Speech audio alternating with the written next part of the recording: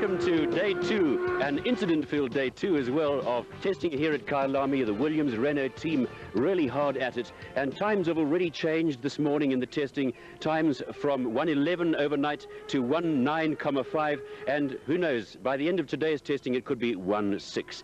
But stay with us as Performance Plus takes you through the day's events.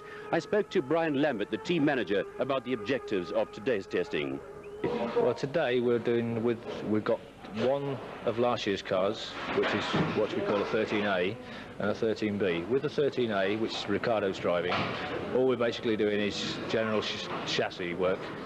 And the 13B, which Thierry's driving, we're actually doing, it's a new engine for this year. We're actually testing the new engine in readiness for an endurance run tomorrow, which will mean a full race distance tomorrow. Formula One testing is a serious business, and before the cars put a wheel on the circuit, there are 1,001 details to which the team, technical crew and track officials must attend. Track safety is a major consideration, and team management and track officials carry out an early inspection to ensure that marshals are in place and that medical and rescue crews are on standby. Part of the appeal that makes Formula One racing so popular is the aura of glamour that surrounds the sport. But it has a side that is far from glamorous. For the technical crews that look after each car, there are final preparations and checklists. For them, there is not much glamour, and in many ways, it's little more than just another job.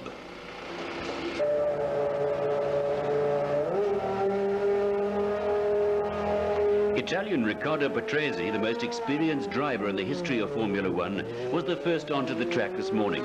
Patrese is this week driving the chassis that took Williams to second place in last year's Formula One Constructors' Championship. The car is fitted with a new Renault V10 RS2 engine, with Patrese's major task engine testing, with special emphasis on the cooling system. On the first day of testing, both Patrese and teammate Thierry Boutsen consistently lapped the 3,85 kilometer circuit at around 1 minute 11 seconds. Early in today's test session, it was clear the team wanted to increase the pace a little, with Patrese and Boutsen bringing lap times down to the 1 minute 10 second mark.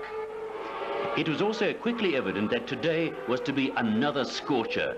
By midday, ambient temperatures had risen to around 30 degrees, and marshals measured the track temperature at 54 degrees Celsius.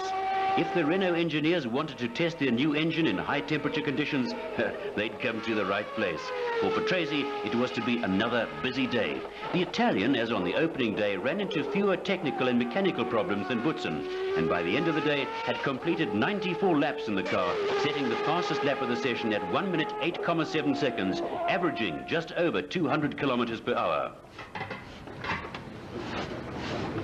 Thank you very much. For Thierry Boutsen, seen here with his race engineer David Brown, it was another frustrating day. The Belgian made a late start through technical problems, and midway through the morning session, the unfortunate Boutsen was involved in his second crash in 2 days. Shortly after leaving the pits, the Williams Renault lost both its rear wheels coming out of Budget Corner and spun into the Armco fences, with network cameraman Dennis Goddard capturing the action.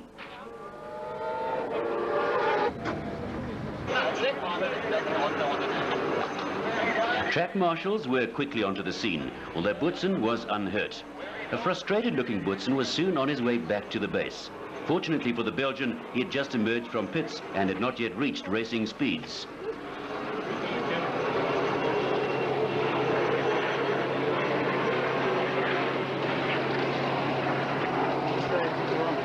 The Williams mechanics were quickly on the spot to inspect the damage. The team was tight-lipped about the cause of the accident, but unofficially it was believed that a new hub system had failed. It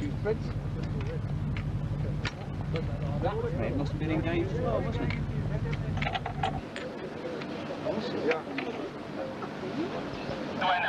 Chief Mechanic Brian Lambert did not look amused. Other damage to the car was slight, and Williams mechanics soon hoisted it into the air to fit a new set of tyres to get the car back to the pits. The incident will remain a talking point all week, with various theories bandied about. But back in the pits, Boutsen was unperturbed. It's a nice little circuit. I like it very much. It's a good driver circuit. It's good for testing. It would be very good for racing, I think. I like it. What don't you like? Safety is in one place quite dangerous. On one corner there is no runoff area, it's just a wall. If we have a little problem like I had this morning at that place, then it would be quite dangerous. But apart from that, it's a good circuit. What about places for overtaking? That's the other difficult point. It would be very difficult in Formula 1 to overtake here because cars are going so fast and braking areas are very short. But that's about the same everywhere, on every circuit now.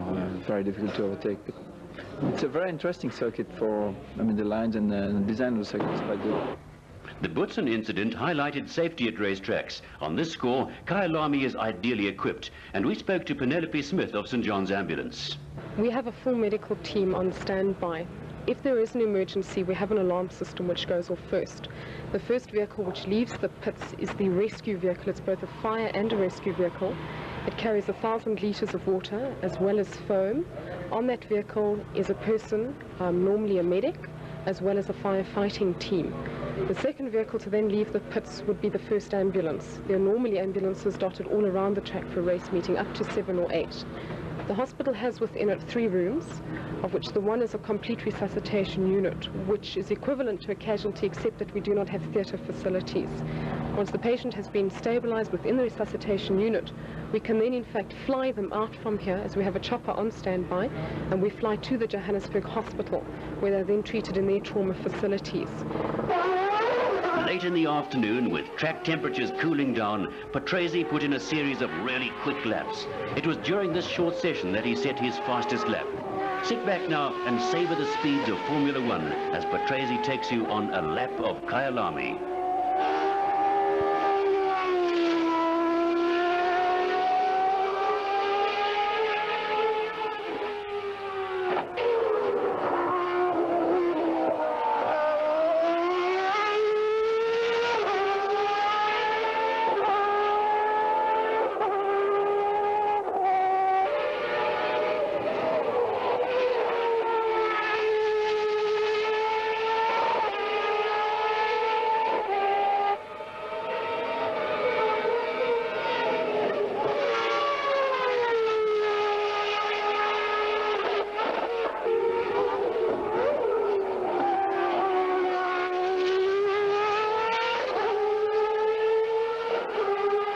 An action-packed day here at Kyalami. Tomorrow promises to be even more interesting.